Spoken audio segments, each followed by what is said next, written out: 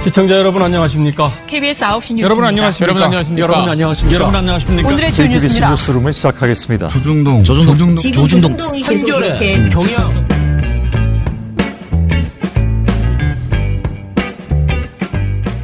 민원연의 미디어 탈곡기 532화를 시작하겠습니다.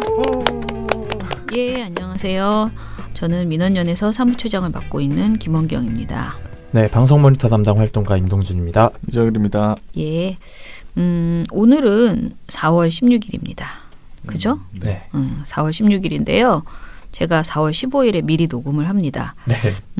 이유는 뭐 여러 가지가 있는데 제가 내일 좀 바쁘게 뭐 이것저것 돌아다녀야 되기도 하고요. 여러 가지 내용이 겹치면서 미리 녹음을 합니다. 또 보고서도 미리 충분하게 나와 있고요. 네. 그래서 그렇게 하게 됐습니다. 4월 16일이 아니어도 우리는 늘 세월호를 기억하고 있지만은 유난히 4월 16일에는 더 많이 이제 뭐라고 해야 되나요? 막 슬픔이 오는 것 같아요. 제가 지난번에 저널리즘 토크쇼 J에 갔다가 유경근 아버님을 만났다 그랬잖아요. 네.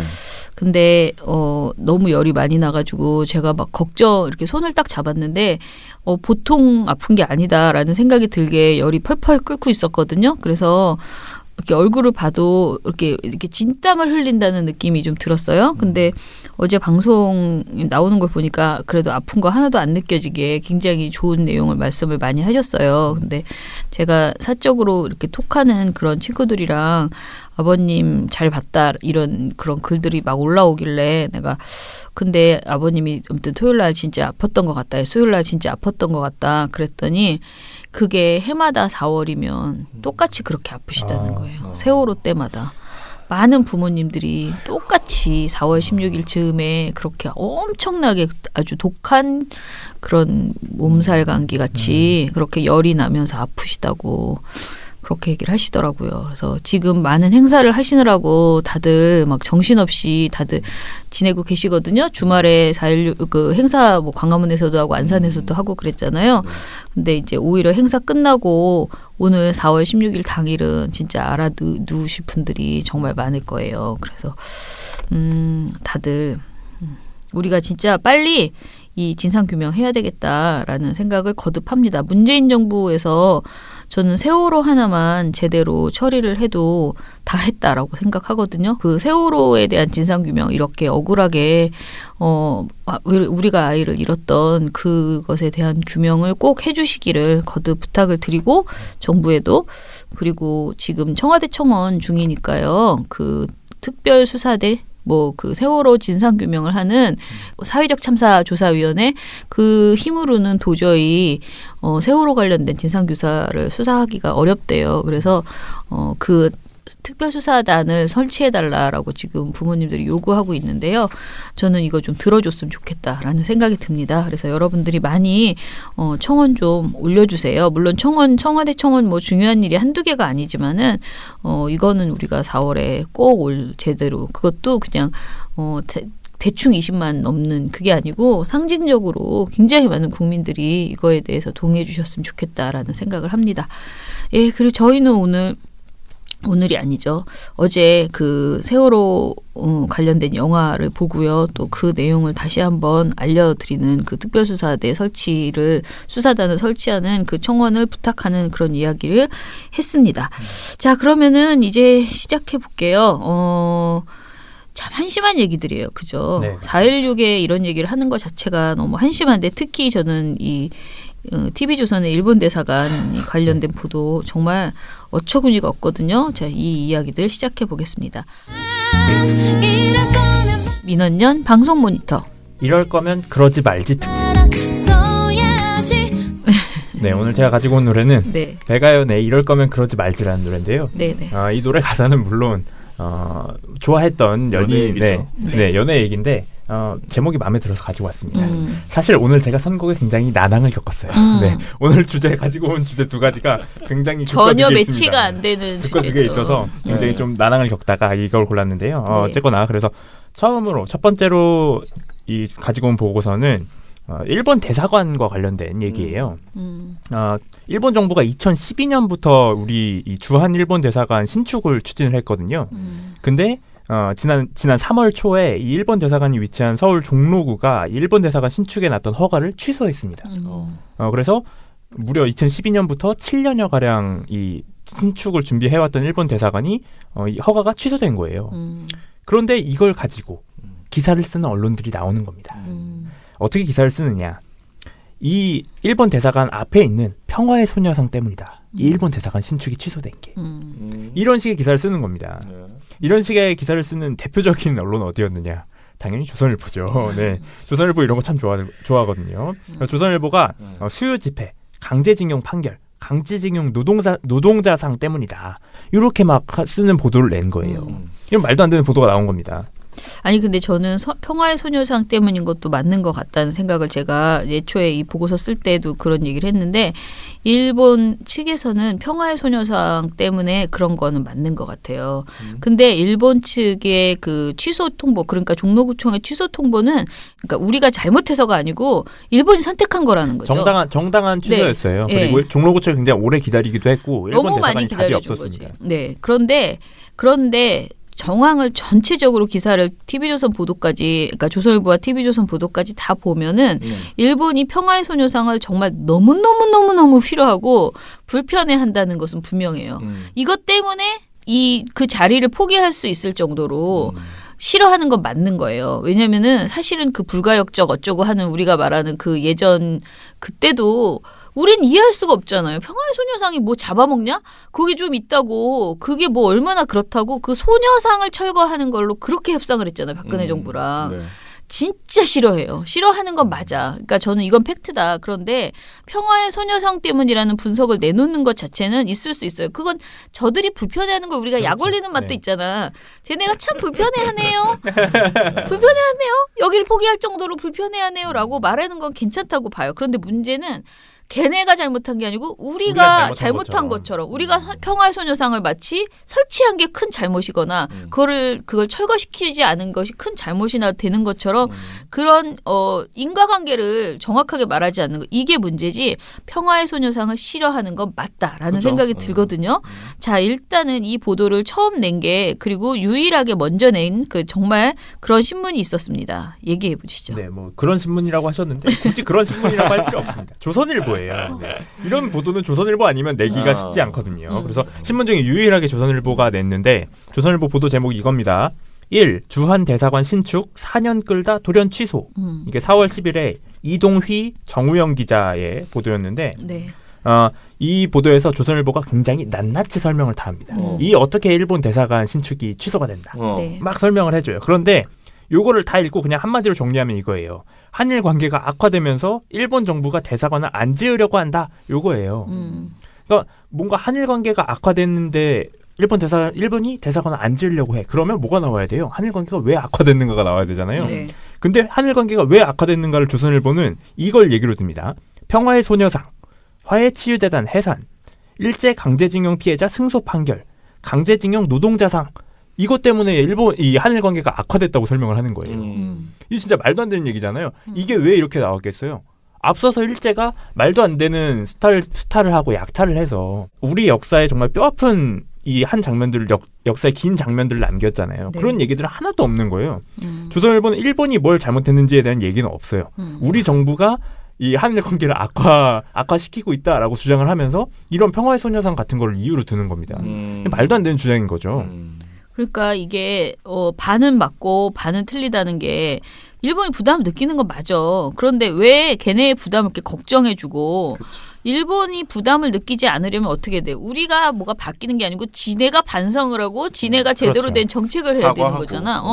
그런데 그렇게 하라는 말을 한국신문인데 그런 얘기는 하나도 안 하고 오로지 일본은 지금 이걸 안 지으려고 한다라는 이야기만 계속 하고 있고 일본 정부나 기업이 한국 시민들을 얼마나 아프게 하고 있는지 지금 얼마나 불쾌하게 하고 있는지 이거를 얘기를 하지 않는다는 거죠. 또 말하면 좀 짜증납니다. 자, 이 보도를 다른 데서도 좀 냈어요. 네. 요새 한창 뜨거운 연합뉴스가 이걸 또 냈습니다. 네. 연합뉴스. 네. 연합뉴스 보도 제목은 이거예요. 주한 일본 대사관 신축 허가 취소. 소녀상 수요 집회 영향 관측 요거였습니다. 4월 10일 이정진 고현실 기자 이 보도였는데 네. 그래서 연합수가 기사 초반부에 이렇게 설명을 합니다.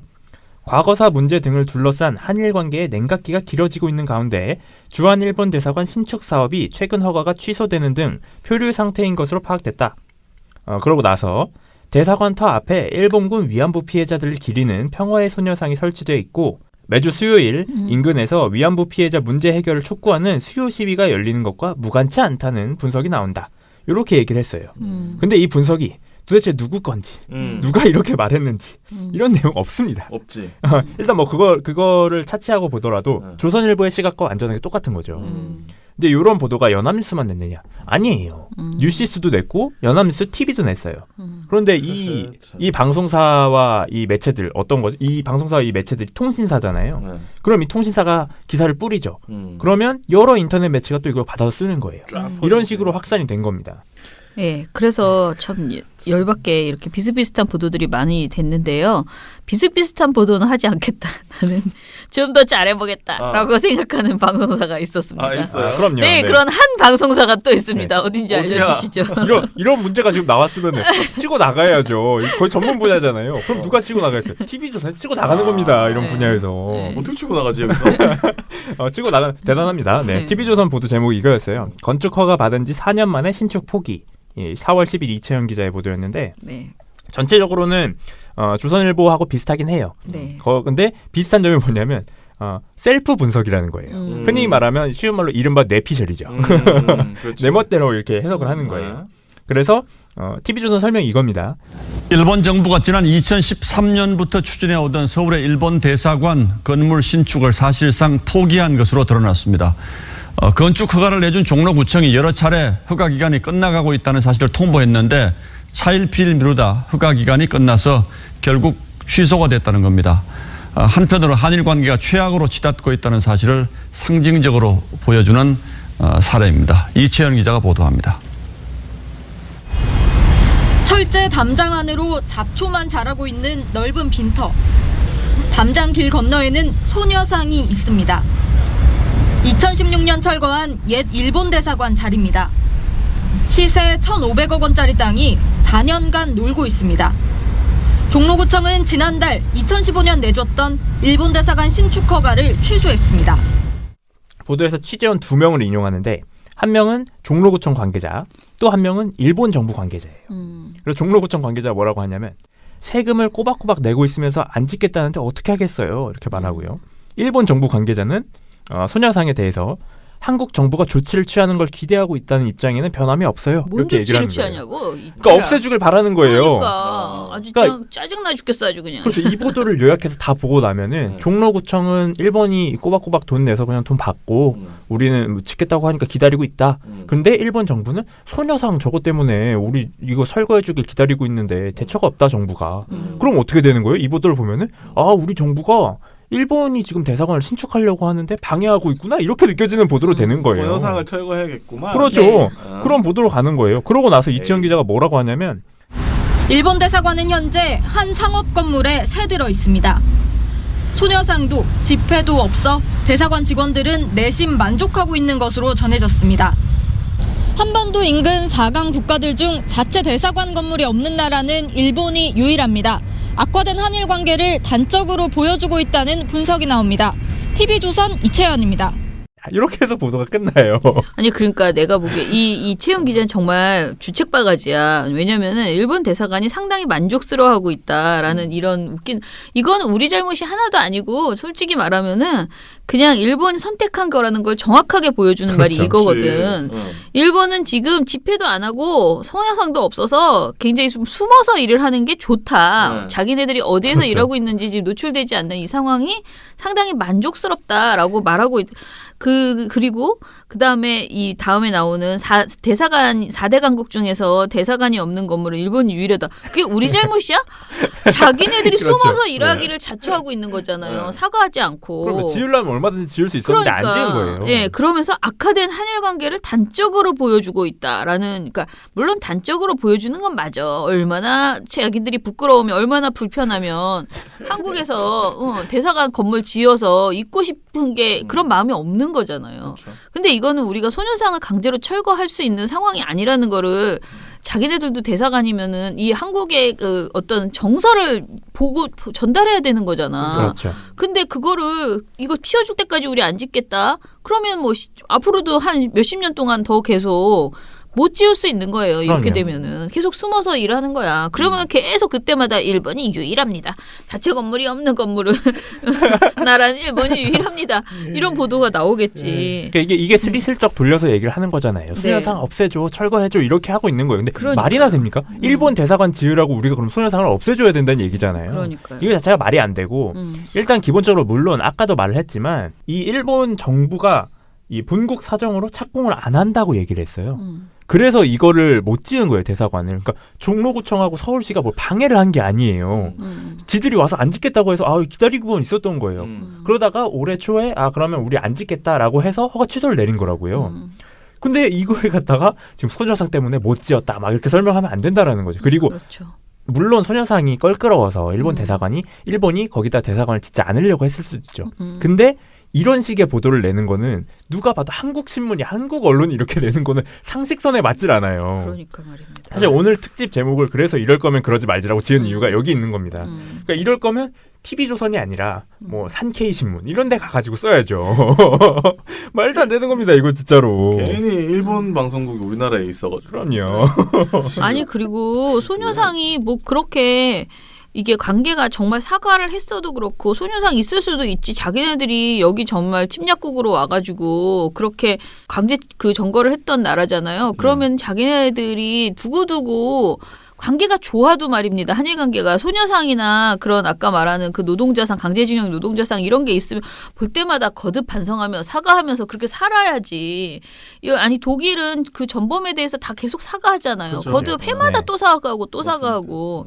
그 마인드가 잘못돼 있는 이런 사람들을 가지고 지금 우리가 이 사람들 탓은 일도 안 하고 나는 이 보도에서 조금이라도 일본에 대해서 뭔가를 촉구하는 그런 말이 있으면 모르겠는데 사과하라. 반성하라 뭐 이런 네. 메시지 좀 들어가야 돼요. 그런 말은 일도 없고 완전히 무슨 한일 관계가 악화돼가지고 그 약간 느낌은 한일 관계가 악화된 이유는 마치 문재인 정부에게 있는 것처럼 그렇죠. 아이고. 문재인 정부가 잘못했어요? 그리고 이거를 이렇게 안 하고 만약에 소녀상을 철거시키거나 또는 화해치유재단 해산 안 시켰으면 그게 정부예요? 그러니까 그 전 정부가 그게 이상한 어느 나라 거지. 정부- 그게 어느 나라 정부입니까, 진짜. 일본 정부야 그게? 그러니까 일본 정부지. 아유 정말 이제 또 흥분하게 만듭니다. 자, 그래서 마지막으로 좀 정리하고 싶은 거는 그 지금 일본 대사관 관련된 이야기들을 조금 더 자세히 들여다봐야 되거든요, 우리가. 예. 이걸 그래서 자세하게 들여다본 기사가 한겨레에 있었어요. 네. 한겨레가 2012년에 낸 기사인데 네. 주한 일본 대사관 3배 크기로 신축 추진이라는 기사였어요. 네. 네, 이 기사에서는 일본 대사관이 2012년 5월 종로구청에 지구 단위 계획 변경을 그리고 문화재청에는 현상 변경을 신청을 했는데요. 네. 대사관이 운영공 지구 단위 계획에 포함이 돼 있어서 건물 높이가 최대 30m의 제한을 받고 네. 그리고 경복궁으로부터 100m 이내에 있어서 문화재청하고 서울시의 심의 대상이기 때문에 이걸 신청을 한 거예요. 네. 근데 여기서 문제가 됐던 게 뭐냐면 일본 대사관이 법을 어기고 신축을 하겠다라고 신고를 한 거예요. 그래서 일본 대사관이 기존의 23.45m였던 건물을 허물고 나서 35.8m짜리 높이의 건물을 새로 짓겠다고 했는데 이게 문화재보호법이 정한 기준치를 그렇지. 넘어섭니다. 그 동네는 그런 네. 동네가 아니지. 네. 왜냐하면 문화재보호법이 정한 건물 최고 높이는 14m예요. 네. 근데 이게 이미 2배 높이 이게 지금도 이미 높네. 2배 높게 초과를 했고요. 2012년 7월에 문화재청이 경복궁 역사문화 환경을 훼손을 우려한다는 이유로 이 계획을 허락하지 않았습니다. 네. 그러니까 이미 요거에 대해서 신축 허가를 받은 게 특혜가 아니냐라고 볼 수 있는 사안인 거예요. 네. 문화재청은 이 법을 이미 어겼는데 이걸 가지고 종로구청에서 신축 허가를 받은 겁니다. 그러고 나서 1년 뒤에 이게 문화재청이 갑자기 이 신축을 조건부 허가를 한 건데 여기에 정부 외압이 있었던 거 아니냐라는 의혹이 불거집니다. 머니투데이 보도가 가장 자세해서 저희 조선인터께서 이걸 인용하셨는데 네. 여기 보면은 2013년 5월 우리 외교부가 일본 대사관 신축을 허가하고요. 여기에 긍정적인 재고를 요청하면서 결과를 5월 안에 알려달라. 이렇게 문화재청에 공문을 보냈어요. 네. 정부가 다른 대사관은 뭐 별거 아닌데 일본이 대사관을 새로 짓는다고 하니까 요걸 긍정적인 제고해봐 하면서 이거 5월 안에 알려줘라고 딱 보낸 거예요. 네. 근데 이걸 언제 보냈어요? 2013년 5월에 보낸 거예요. 그러니까 한 달 안에 알려줘라고 한 거예요. 얘네 법을 어겨서 안 된다라고 했는데 그러니까 이게 결국 7월 문화재청이 재심의를 했고 허가가 떨어졌어요. 그러니까 이 과정에서 외압이 짜고 있었던 거 쳤구만. 아니냐. 네. 짜고 2013년에 쳤네요. 정부가 문화재청은 그냥 깨갱하고 그냥 심의를 했네. 그러니까 허가를 내렸네. 그죠? 그렇죠. 그리고 하필 또 2013년입니다. 네, 어쨌든 네. 이렇게 해서 이 외압 의혹이 불거진 거예요. 그리고 시작부터 이 높이가 말이 안 되는 높이인데 허가를 받았다. 그러니까 특혜 받은 거 아니냐라는 얘기가 나올 수밖에 없는 거죠. 그리고 연합뉴스 TV가 또 단독 보도를 2016년에 하나 냈는데 그게 뭐였냐면 제목이 이겁니다. 1대사관 부지서 문화재 발견, 정밀 발굴 조사 시행 이 보도였어요. 이 보도 내용이 뭐냐면 원형 복원으로 결론 나면 그 자리에 건물을 지을 수 없게 된다. 네. 그러니까 그 문화재가 원형 복원을 해야 되는 문화재면 여기에 건물을 지을 수 없다라고 이 발견된 거예요. 발굴된 네. 거예요, 문화재가. 그런데 또 같은 해 4월에 문화재청이 이렇게 발표를 합니다. 잔존 상태가 양호하지 않고 유구의 성격도 불명확하다. 이렇게 판단을 해서 대충 했구만. 네. 그래서 이 일본 대사관 공사가 재개가 돼요. 다시 된 거예요. 원래는 여기에 못 짓는 거였는데 문화재청이 쑥 보더니 이건 뭐 그렇게 중요한 문화재 아닌 것 같아요 하고서 다시 지을 수 있게 허가를 내준 거예요. 그러다가 2016년 5월에 신축을 위해서 터파기를 해놨는데 이 공간을 일본 대사관이 다시 흙으로 메우는 게 발견됐어요. 터를 다 팠는데 이 건물 지으려고 터를 다 판 거예요. 2016년 5월까지. 근데 갑자기 메꾼 겁니다. 왜지? 왜 메꿨을까요? 왜 메꿨을까? 이것도 연합뉴스 TV가 단독으로 보도를 냈는데 제목이 이겁니다. 주한 일본 대사관 신축 공사 갑자기 흙 덮기 왜 이거였어요. 그래서 이 보도에서 뭐라고 얘기를 했냐면 외교가 일각에서는 대사관 맞은편의 소녀상이 공사 중단의 원인이 아니냐는 관측이 나오기도 했습니다.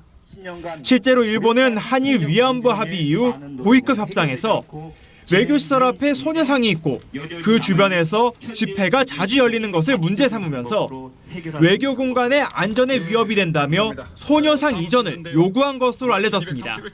그래서 그걸 보고 여긴 안 되겠다. 그래서 터를 다시 덮은 겁니다.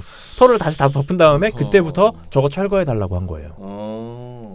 저거 없어지면 우리 다시 짓겠다. 그렇게 해서 공사가 연기가 쭉 돼왔던 거예요. 그러니까 특혜 의혹을 받아서 지으려고 했는데 앞에 소녀상이 있네? 그럼 안 돼. 이거 철거해줘. 안 그러면 우리 안 지어. 이렇게 하다가 올해 와서 그러면 우리 본국 사정도 있고 못 짓겠습니다 해서 취소가 된 거예요. 근데 이걸 가지고 모든 원인을 다 소녀상에다가 몰아간 겁니다. 말도 안 되는 보도가 나온 거죠. 네, 그전엔 참 편하게 살았네요. 그럼요. 해달라는 대로 다 해주고. 좋은 시절에 지금 싹 져버렸어야 되는데 그죠? 그러니까 그때는 그렇게 저것 때문에 흙 덮고 저것 때문에 우리 안 해 그러면은 누군가가 해줄 수 있는 그치. 그런 판단을 한 거지. 예, 또 이제 좀 몇 번 우리가 지금까지 튕겨주면 어떻게 왔는데 이거 하나 안 주겠어. 몇 번 튕겨주면은 그럼요. 옮겨주겠지라고 생각을 네네, 했겠죠. 진짜. 에휴 꼴보기 싫어. 자, 에휴. 그래서 뭐 아무튼 간에 저는 소녀상이 정말 의미가 크다. 저는 사실 소녀상 그거 왜 그렇게 무서워하는지 거기에 귀신이 붙은 것도 아닌데 이해가 안 가거든요, 솔직히. 근데 그때 그 소녀상 때문에 막 이면 합의하고 소녀상 철거에 대해서 소녀상에 대해서 막 언급조차 못하게 하고 막 일본이 정말 벌벌 맞아요. 떠는 거를 보면서 이게 저 사람들한테는 굉장히 자존심 상하게 하고 불편한 것이었구나. 그렇죠. 우리 생각 이상이구나. 부끄러운 줄은 아는 거죠. 그렇죠. 그건 알아. 속으로는 알긴 아는 알긴 거야. 아는데 부정하고 싶고. 그러니까 불편한 거야 아주. 숨기고 그래서 싶은 거지. 그렇죠. 그래서 아무튼 이 보도는 굉장히 우리가 그야말로 니네 표현대로 하면은 부끄러운 언론의 단면을 보여주는 그런 보도였습니다. 그러니까 네가 일본 언론이냐 진짜 그렇게 말해주고 싶은 그런 보도들이었습니다.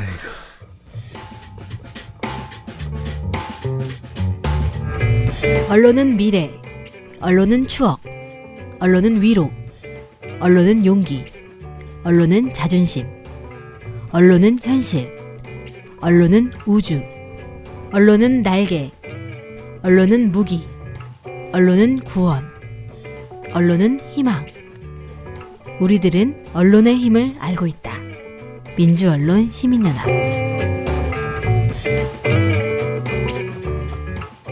자, 그러면은 이제 두 번째 사안인데요. 네. 이 마약을 부르는 이 은어들 이거를 제가 이제 사연이 있죠. 제가 지난번에 아침에 가면서 차를 운전하면서 가는데 이제 마약과 관련된 은어를 막 얘기를 해주더라고요. 그런데 생방송에서 뭐 어떤 것은 뭐 캔디는 뭐고 뭐는 뭐 고기는 뭐고 막 이런 얘기를 해주는 깜짝 놀래가지고 제가 이제 중간에 막 톡을 보냈어요. 그 작가분들한테 이런 건 나가면 안 되는 거다라고 했는데 사무실에 들어와서 얘기를 하다 보니까 이게 방송에서도 뉴스에서도 나왔다고 얘기를 하더라고요. 그래서 아니 이거 완전히 무슨 헬게이트가 열렸다 그런 것처럼 이게 다 알려져 버리니까 뉴스공장에서도 그렇게 해도 되나 보다. 그러니까 누가 하기 시작하면 그냥 이게 별 문제가 없다라고 생각해서 다 한 것 같아요.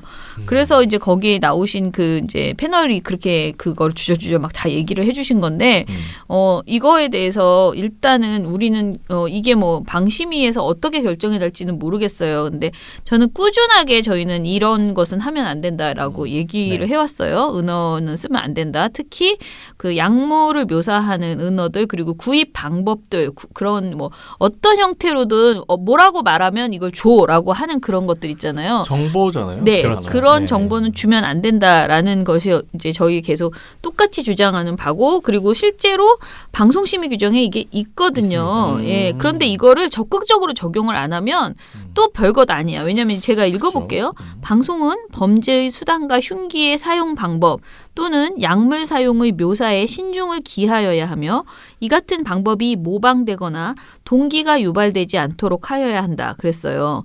그러면 우리가 은어를 계속 가르쳐주고 어떻게 사는지 인터넷에서 뭐라고 치면 어떤 업자가 나오는지 그다음에 그걸 먹으면 어떤 효과를 보는지 그거를 하면 얼마나 좋은지 이런 표현들 있잖아요. 이 모든 것이 수단과 흉기의 사용 방법 묘사에 신중을 기하지 않은 것이고 특히 동기가 유발된다는 거죠. 아, 실제로 이걸 보고요. 막 궁금증이 생겨가지고 사신 분들이 꽤 많은 거예요. 이런 보도를 보고. 그래요? 그게 있어요. 보도를 그래서 보고. 왜냐면 잡히잖아요. 잡히면 왜 했어? 그러면은 방송에서 하길래 보도에서 이렇게 그렇게 하면 나와서 살 수 있다고 하길래. 네네. 그래서 호기심으로 쳐봐서 정말 되나 한번 해봤다는 거야. 근데 이 사람들은 이거를 이렇게 사보면은 안 걸릴 줄 아는 거지. 왜냐면 그 사람들은 맨날 똑같은 소리를 해요. 안 걸린다. 걔네는 우리는 안 잡힌다. 다 뭐 이렇게 다른 방법으로 다 받을 수 있다. 이렇게 주장하니까. 그런데 이걸 방송에서 다 가르쳐 줘 버린 거는 이거는 특히 공중파에서는 더더욱이 안 되고요. 이제 인터넷에서는 사실 이런 정보들이 사실 있는 건 사실이에요. 제가 말하는 거는 야 인터넷 쳐보면 다 나오는데 방송에서 안 해주는 게 뭐 그렇게 의미가 있어라고 사람들이 자꾸 얘기하시는데 방송은 훨씬 더 많은 사람들이 본다는 거예요. 그렇죠. 그렇기 때문에 방송에서 얘기해 주는 것과 인터넷에 쳐보면 있는 정보 예를 들어 총을 만드는 방법 그렇죠. 총 이거 다 있어요. 유튜브 찾아보세요. 있어. 그렇지만 방송에서 말해주면 안 돼요. 그거랑 똑같이 안 되면 안 된다. 외워라. 나는 맨날 계속 이렇게 얘기하는데. 그런데 아무튼 간에 지금 그런 보도들이 너무 여러 건이 있었다는 거예요. 그중에서도 또 아주 진상 중에 진상이 있었더라고요. 자, 오늘 이 얘기를 해봅시다. 네. 그래서 이럴 거면 그러지 말지 특집 2는 이럴 거면 이렇게 방송을 하지 말지 차라리 마약 보도를 하지 말지 이런 생각이 들 정도의 보도들이었는데 최근 들어서 MBC 뉴스데스크가 클럽 버닝썬의 범죄들을 연속 보도했잖아요. 그리고 그중에 핵심이었던 게 또 마약 유통이었고 요즘 마약이 가장 핫해요. 네, 그리고 이 클럽 버닝썬뿐만 아니라 재벌가 3세들의 마약 범죄들도 연이어서 지금 보도가 되고 있어요. 그렇다 보니까 이런 보도들이 나오면 자연스럽게 따라오는 보도들이 뭐냐면 이 유통 과정을 짚는 보도들이 이게 어떻게 유통되고 있는가를 지적하는 보도들이 나오거든요. 근데 이런 보도들에서 앞서 말씀드렸던 문제점이 굉장히 쉽게 노출이 됩니다. 이렇게 검색을 해서 이렇게 삽니다. 라는 걸 보여주면 사실 이렇게 검색을 해서 이렇게 살 수 있다는 걸 알려주는 거잖아요. 그러면 그 화면을 다 가려야죠. 적어도 보는 시청자가 따라하지 못하게끔 가려야 되는데 그런 부분들을 그대로 노출시킨 보도들이 또 나온 거예요. 사실 이거는 저희가 이미 옛날에도 2017년에도 지적을 했던 바가 있는 내용입니다. 그래서 일단 저희가 기존에는 어지간해서는 보도의 내용을 그대로 다 읽어드렸어요. 그리고 저희 홈페이지에도 그대로 게시를 했습니다. 그런데 이번에는 이 정보 확산을 방지하기 위해서 저희도 방송에서 최대한 말씀을 안 드리고 그리고 보고서에서도 뺐습니다. 링크 같은 거, 보도 링크 같은 걸 다 뺐어요. 먼저 그래서 마약 은어가 나온 보도들을 말씀을 드리면 유통 과정을 얘기를 하면서 이런 마약들이 있다라는 얘기를 하는 거예요. 그런데 문제가 뭐냐면 그 흔히 말하는 다르게 부르는 이름들이 있잖아요. 마약을 정말 이거 구매라고 치면 다 잡히니까. 그래서 다르게 부르는 이름들이 있는 거예요. 은어들이 있는 거죠. 그렇죠. 다르게 부르는 또 다른 이름이 있다. 그렇죠. 근데 그런 거를 보도에서 그대로 노출하는 겁니다. 대표적인 게 채널A였는데 채널A 3월 27일 김남준 기자의 보도였어요. 심지어 이건 단독 보도입니다. 네. 단독 보도 제목이 3년간 9건 물뽕 탐지 장비 무용 지물 이거였어요. 근데 채널A가 여기서 뭘 하냐면 여성을 대상으로 하는 이 범죄, 이 마약 범죄들이 있다라는 얘기를 하면서 그 마약 중에 하나의 약물을 어떻게 구매를 하는지를 검색을 통해서 막 보여주는 거예요. 그래서 기자가 이런 얘기를 합니다. 인터넷 검색을 하면 판매글을 쉽게 찾을 수 있는데 실제 기자가 판매를 문의하니 내일 받아볼 수 있다는 답이 돌아올 정도로 접근이 쉬웠습니다. 이렇게 설명을 했어요. 그러면서 동시에 뭘 하냐면 검색창에다가 이렇게 검색하는 화면이 나와요. 검색하는 화면이 나오는데 저는 이 장면이 가장 황당했어요. 검색하는 장면이 나오면 뭘 가려야 됩니까? 그 약물 이름을 가려야 되잖아요. 뭐라고 검색했는지를 가려야 되잖아요. 그건 안 가리고요. 그걸 제외한 모든 걸 가립니다. 황당해요. 심지어 그 약물 이름이 들어간 단어는 따옴표까지 쳐서 검색을 해요. 아이고, 네, 이거 황당합니다. 이 보도. 네, 그래서 이 약물 이렇게 해가지고 판매 요걸 검색을 한 거예요. 포털 사이트에다가. 이렇게 해서 노출했습니다. 채널A는. 그리고 이 문제점이 채널A만 그랬느냐? 아닙니다. MBC도 비슷한 문제점이 나왔어요. 그래요? 네, MBC는 심지어 저희가 상을 줬던 이문영 기자인데 이문영 기자가 보도에서 똑같이 이 마약이 지금 유통되는 경로들을 보여줘요. SNS를 통해서 유통이 되고 있다. 그러면서 MBC도 검색을 하는 장면이 나오는데 검색에서 그 SNS 글에 적혀있는 단어들이 그대로 나옵니다. 그래서 마약 구입 방법, 마약 구입 사이트 이런 식으로 해서 마약을 칭하는 은어들이 이 제가 앞에서 마약이라고 한 그 자리에 다 들어가 있는 거예요. 그렇게 해서 결과가 나오고요. 심지어 MBC는 이문영 기자가 대마, 일명 이것 그리고 이것으로 불리는 필로폰 이렇게 해서 은어에 해당하는 마약을 구체적으로 설명도 해줘요. 이런 식의 보도가 진행이 됐어요. 그러니까 이 두 방송사 모두 지금 부적절한 보도를 낸 겁니다. 그리고 이렇게 두 방송사만 했겠습니까? 대부분의 방송사가 그랬어요. MBN도 마찬가지였는데 MBN 같은 경우도 구하기 쉬워요. 일반인 파고든 마약이라는 4월 3일 김지영 기자 리포트에서 마약 중독 치료자가 이렇게 증언을 합니다. 인터넷에도 은어를 치면 판매자들이 다 나와요. 이렇게 인터뷰를 하거든요. 근데 거기에다가 화면에 또 똑같이 나오는 거예요. 검색한 그 은어를 검색한 게 그대로 노출된 겁니다. 그래서 은어가 또 그대로 나와요. 그래서 최상급, 최고급 마약 판매 중 이렇게 해가지고 다 나옵니다. 이 장면이 그대로 나오고요. 그리고 저는 이걸 보다가 더 황당한 게 있었는데 이 김주혜 앵커가 앵커 논평으로도 이걸 다뤘어요. 근데 앵커 논평으로 다루면서 그 은어들 있죠.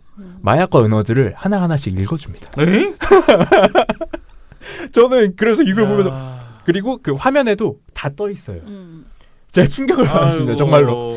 이거는 안 되겠다, 거긴 리포트에서 기자가 살짝 노출하거나 뭐 이 정도는 제가 그래도 이건 좀 아니지 그랬는데 이걸 보고서는 제가 할 말을 잃었습니다. 정말로. 근데 이게 전혀 개념이 없는 거예요. 그렇죠, 이걸 네. 말하면 안 된다라는 그냥 생각이 대놓고 그냥.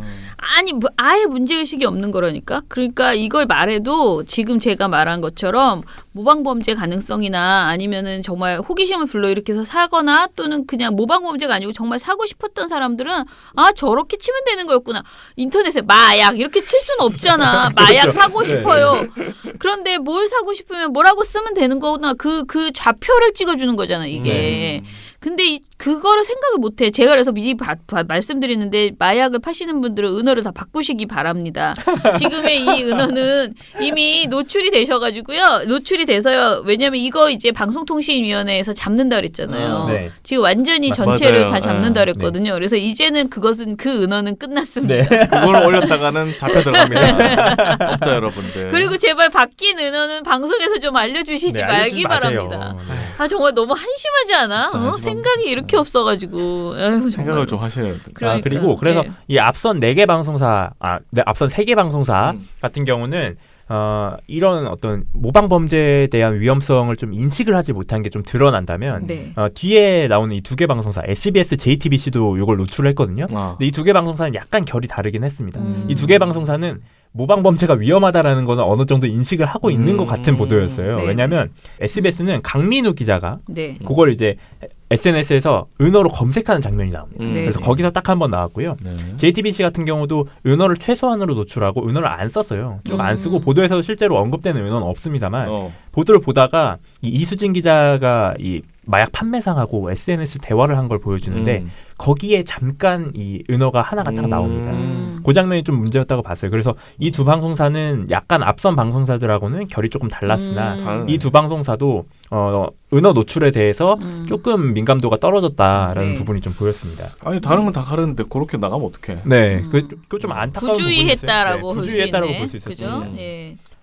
그리고 최악으로 얘기해 네. 보시죠. 우리 이런 시시한 건 이제 안 땡겨요. 네. 최악.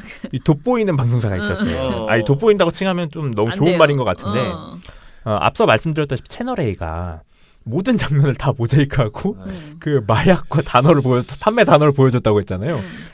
근데 채널A의 심지어 그 단어는 이 앞선 나머지 방송사들이 방송에서 언급했던 마약과 아예 다른 종류의 마약이었어요. 채널A 그러니까 단독이라 치고 낼만 했던 거죠. 단독으로 다른 마약을 냈으니까. 그런데 이 채널A가 이 마약 보도에서 정말 불을 지핍니다. 불을 지피는데 이게 더 깊은 뉴스라고 채널A 나름의 탐사 보도 같은 코너예요. 네. 근데 이 탐사 보도 코너에서 뭘 했냐면 마약상을 찾아가 본 겁니다. 마약을 구매를 해요. 구매를 하는데 문제가 뭐냐면 구매 과정에서 문제점 이 마약의 성능이라든지 마약을 어떻게 쓰면 되는지 어디에서 구매하면 되는지가 다 나와요. 이거 다 종합적으로 다 알려준 거예요. 그렇게까지? 그래서 이 기자가 취재를 가는데 위장 취재를 합니다. 위장 취재를 한 이 영상을 쭉 보여주는데 이 과정에서 이 판매상이 이런 얘기를 해요. 먹고 시간이 요만큼 지나면 효과가 올라와. 근데 이게 딱 이만큼이면 끝나버려. 라는 얘기를 하는데 제가 지금 이만큼이라고 했지만 보도에서는 시간이 다 나옵니다. 얼마부터 얼마까지라고 시간이 다 나오는 거예요. 그러고 나서 알약으로 된 것도 있고 뭐 약효는 약이 훨씬 낫긴 하죠. 뭐 물약은 몰래 타먹으려고 술에 넣는 거고 이런 식으로 어떻게 쓰는지부터 다 알려주는 거예요. 이렇게 해서 판매자 발언을 거르지 않고 그대로 내보내는 겁니다. 그래서 약물 효과하고 사용 방법이 이렇게 구체적으로 드러나고요. 그리고 채널A가 마약이 거래되는 지역하고 장소도 얘기를 하는데 이서영 기자가 대놓고 이렇게 얘기를 해요. 이런 물뽕은 일본과 중국에서 들여오는데 이 인근에서 은밀하게 1차 거래가 이뤄지고 남은 물건은 이곳 등을 통해서 유흥업소나 클럽 등으로 흘러간다고 했습니다. 제가 지금 읽은 거는 이하고 이곳이었잖아요. 네. 근데 이게 구체적 지명과 장소가 나옵니다. 이걸 다 읽어줘요. 그리고 동시에 저는 더 충격받았던 게 뭐냐면 동시에 채널A가 지도로 여길 표시합니다. 아니 이거는 광고지. 여기 가서 사시면 됩니다라고 거의 홍보하는 수준이었어요. 마약 구매 광고지 이거는 무슨 진짜 황당하잖아요. 이걸 뉴스라고 하는 거예요 이게? 이게 좀 황당하잖아요. 그리고 심지어 이 전직 약물 판매업자도 채널A에다가 증언을 하는데 또 나옵니다. 여기서 그래서 이곳에서 브로커들이 다 소화하지 못한 게 이곳으로 퍼진다. 이런 식으로 설명을 또 해줘요. 근데 앞서 나왔던 기자가 읽었던 장소와 똑같습니다. 마약 PPL도 아니고 이게 뭐야? 좀 황당하잖아요. 이런 식의 보도를 한 거예요 지금. 아휴. 그러니까 지금 이제 계속 말하지만 백보양보해서 이 모든 보도를 한 이유는 우리나라가 지금 마약의 안전지대가 아니고 너무나 마약이 많이 생각보다 퍼져 있다. 그러니까 다양한 사람들이 너무나 손쉽게 마약을 살 수 있는 이 현실이 정말 심각하다라는 걸 고발하는 거잖아요. 그런데 그러면은 그걸 고발하는 목적이 마약을 더 널리 전하려고 하는 건 아니잖아. 그 허점이 그러니까 항상 말하는 게 허점이 있다는 것을 보여줘서 정말 한심하다. 빨리 이거 대책을 세워라라고 하려고 보도를 하는 건데 허점이 있다라고만 말해야 되는데 어떠한 허점이 어떻게 있습니다. 그렇죠. 너무나 많이 가르쳐줘 버려가지고 허점을 다 가르쳐줘. 그 허점을 우리 모두 공유해서 다 쓸 수 있게 해버리는 거야. 지금 이게 정말 심각한 문제예요. 그래서 제발 좀 머리를 쓰시십시오. 머리를. 내가 뭘 고발하는지 내가 이걸 막으려고 하는 건지 이걸 퍼뜨리려고 하는 건지 생각을 하고 하셔야 되거든. 근데 그걸 못 못해. 그래서 저는 이거는 정말 채널 A하고 아까 MBN 보도는 방심위에 심의를 넣어야 된다라고 생각을 저는 해요. 뭐 물론 두 방송사뿐만 아니라 나머지 방송사 다 심의를 넣을 건데 어쨌거나 이게 가장 큰 문제가 뭐냐면 문제의식을 물론 전달하는 건 좋아요. SNS를 통해서 단순화돼서 마약이 유통되고 있다. 이건 되게 큰 문제잖아요. 그런 문제의식은 저는 전달할 수 있다고 보는데 문제는 표현 방식이잖아요. 이 문제가 마약 범죄가 드러날 때마다 얘기가 나왔던 거거든요. 마약 유통이 점점 단순화되고 있다는 지적은 이미 옛날부터 나왔던 거예요. 실제로 2017년에 당시에 김무성 지금 의원의 사위였죠. 그 마약이 범죄가 드러났을 때에도 비슷한 보도들이 있었고 남경필 지사의 아들이 또 마약 범죄를 일으켰죠. 그때에도 비슷한 보도들이 있었어요. 근데 그중에서 JTBC가 2017년에 보도한 걸 보면 JTBC는 모든 은어가 들어간 대화 내용을 다 모자이크했어요. 이렇게 하더라도 문제의식은 그대로 다 전달할 수 있다고요. SNS를 통해서 유통이 되고 있다는 거는 다 전달할 수 있다고요. 이런 식으로 하면 되는데 이런 부주의를 일으켜서 이렇게 다 보여줄 필요는 없다라는 겁니다. 그걸 다 보여줘가지고 자기네들이 취재했다는 거 자랑하려고 그러고. 그렇죠. 네. 그리고 마지막으로 제가 전달드릴 내용은 굉장히 충격적인 내용일 수도 있는데요. 마약 보도를 잘한 방송사가 한 곳이 있었습니다. 한 곳? 네. 어디였을까요? 한 곳? 지금 말 안 나온 데는 KBS인데? 네, 땡이고요. 절대 못 맞추셨을 겁니다. 네. 어디냐면요. 없습니다. TV조선이었어요. 아 진짜? 네, 저도 좀 놀랐는데 사실 놀라면 안 되죠. TV조선도 충분히 보도를 잘할 수 있으니까. 아 그래요? 네, TV조선 그게 더 놀랐네. 아 그런가요? TV조선 같은 경우는 포커스라고 해서 이제 이 일종의 성우가 읽어주는 코너를 만들었어요. 네, 뭔지 아시죠? 그 코너에서 인터넷에 숨은 마약 청정국은 옛말이라는 보도를 4월 9일에 내놨습니다. 4월 9일에 진행을 했는데 앞선 방송사들이 지적한 SNS를 통한 마약 유통 이걸 똑같이 지적을 했어요. 근데 TV조선 차이점은 무엇이었냐? 다 모자이크를 합니다. 우와. TV조선 은어가 한 번도 안 나와요. 웬일이래. 이걸 다 지금 모자이크했어요. 대단하죠. 그리고 TV조선이 저는 좀 더 놀랐던 게 뭐냐면 사실 이런 보도를 내면서 가장 해야 될 게 뭐냐면 마약이 이렇게 안 좋다라는 걸 좀 보여줘야 돼요. 그렇죠. 유통이 지금 되고 있는 것도 문제지만 이런 마약을 하면 안 된다라는 걸 인식시켜줘야 되는데 TV조선은 그 부분도 나옵니다. 그래서 마약을 종류별로 쭉 옆에다가 써놓고 그리고 왼쪽에는 사람 신체를 그려서 이 마약이 어느 부위에 안 좋은지를 또 설명을 해줘요. 그래서 이런 부분도 TV조선이 포함을 해서 TV조선은 은어를 노출시키지도 않았고 그리고 마약의 위험성도 지적을 했다. 이런 부분에서 TV조선이 좀 마약 보도에서 놀라운 진전을 보였다라고 저는 봤습니다. 왜 그럴까? 글쎄요. 이 나름 어떻게 보면 마약 보도를 그동안 TV조선이 사실 저희 민원연 보고서에서도 마약 보도로만 나온 게 한 개인가 두 개인가 돼요. 그만큼 지적을 많이 받았던 방송사거든요. 네. 근데 스스로도 어떻게 보면 이 부분에 대해서는 좀 반성이 있었던 게 아닐까 싶기도 합니다. 네. 그래서 뭐든지 가르치면 된다라는 생각도 좀 들었습니다. 왜냐면은 이거는 정치적인 것도 아니고. 아니 정치적인 걸 수도 있죠. 뭐가 정치적인 건가요? 아까 말한 저기 김무성 뭐. 아니 그때는 하고 아니 그래도 이거는 쓸데없는 걸로 저 벌점 맞고 그러는 거 안 좋잖아요. 그러니까 그렇죠. 네. 저는 이거는 이제 한번 여러 번 얘기를 듣고 나니 이런 건 이제 하지 하면 안 말자. 되겠다라는 생각이 들었을 수 있죠. 그러니까 잘하는 건 되게 좋은데. 네네 그런 생각이. TV조선에서 왠지 의심이 드는 건 또. 기분 탓일까요? 왠지 그렇습니까? 좀 그래. 그래도 아무튼, 이게 어디야? 네, 아무튼 잘하셔서. 그러니까요. 감사합니다. TV조선 오랜만에 제가 박수를 한번 쳐줄게요. 이거 듣고 계실 텐데 칭찬합니다. 네. 네, 그러면은 오늘 방송. 아니 내가 세상에 TV조선 칭찬을 다. 그러니까. 네, 저도 처음이었습니다. 보고서를 쓰면서. 네네. 오랜만에 TV조선 칭찬하면서 마무리하겠습니다. 수요일날 다시 찾아뵙겠습니다. 민원연의 미디어 탈곡기는 내일도 열심히 털어드리겠습니다. 탈탈탈 안녕. 네, 오늘 뉴스데스크 마치겠습니다. 시청해주신 여러분 채널 A가 고맙습니다. 함께합니다. KBS 9 뉴스 오늘 순서 모두 마치겠습니다. SBS는 앞으로도 내일 끝까지 뵙겠습니다. 파헤치겠습니다. 고맙습니다. 오늘 8시 모두 뉴스 여기서 마치겠습니다. 시청해주셔서 고맙습니다. 뉴스팔 여기서 마치겠습니다. 저희들은 내일도 최선을 다하겠습니다. 여러분 고맙습니다. 탈탈탈 안녕.